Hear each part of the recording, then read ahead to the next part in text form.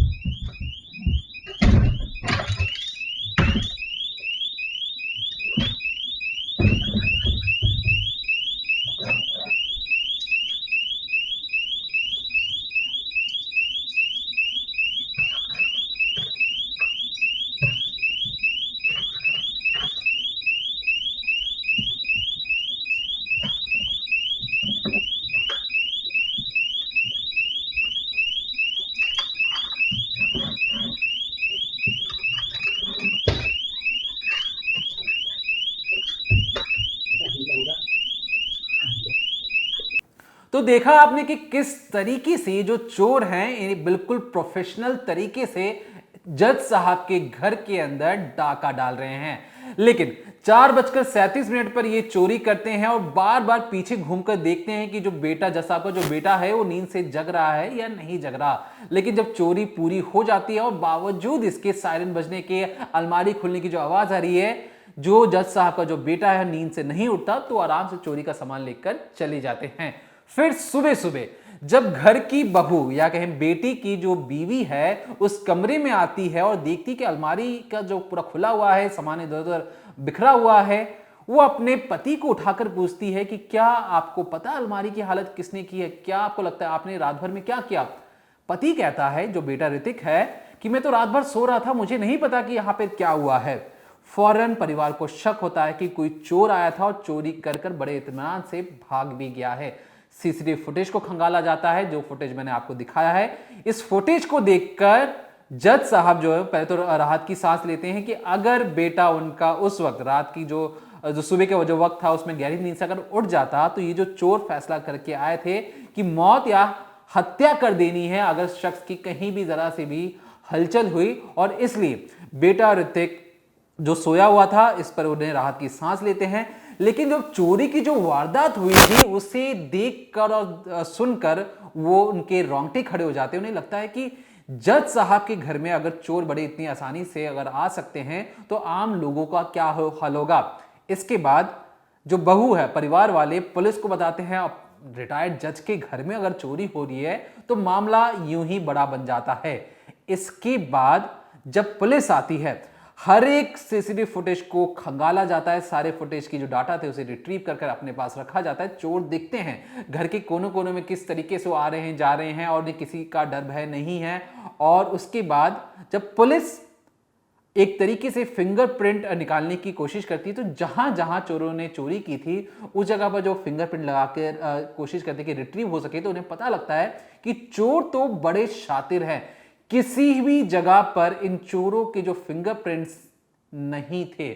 मायने ये कि जो चोर हैं बिल्कुल प्रोफेशनल है, इन्हें पता है कि चोरी करने के बाद सबूत पीछे नहीं छोड़ना है। और इसलिए जो रॉड लेकर जो शख्स बिस्तर के आगे खड़ा है उसे पता था कि ये जो सबूत हो सकता है, ये गवाह हो सकता है चोरी करने का, और इसलिए उसे मौत के घाट उतारने का बिल्कुल परफेक्ट प्लान ये लोग बना चुके थे। लेकिन बस नींद नहीं खुली, जान बच गई, लेकिन जो पैसे थे, जेवरात थे, उसे लूट लिया गया है। अभी 10 अगस्त का मामला था, 13 अगस्त को हम ये वीडियो शूट कर रहे हैं और अब तक इस मामले में कोई बड़ी गिरफ्तारी नहीं हुई है। पुलिस को कोई ऐसा सुराग भी नहीं मिल रहा जिसे पता लगाया जा सके कि जो चोर हैं ये कहां हैं और इन्होंने इतने रुपए और गहनों का क्या किया। फिलहाल के लिए जो जज साहब के आसपास जितने भी बंगले हैं वो सब हैरान और परेशान, एक पॉश इलाका है जहां पर अगर मान लीजिए रिटायर्ड जज का जो घर है उसके आसपास इलाके में बड़े बड़े लोग रहते हैं। और जब सब ने इस फुटेज को, इस वीडियो को देखा तो हर किसी के रोंगटे खड़े हो गए। उन्हें समझ में आ गया कि जो चोर हैं पहले तो चोरी भी करते हैं लेकिन अब वो हत्यारे भी हैं, और इन हत्यारों और चोरों से बचने के लिए पुलिस के पास कोई ठोस काम या कहें ठोस ऐसी गिरफ्तारी नहीं कर पाई इस पूरे केस में, जिससे हर किसी के मन में कौतूहल है कि क्या इन चोरों को कभी पकड़ा भी जा सकेगा। तो फिलहाल के लिए देखते रहिए क्राइम तक।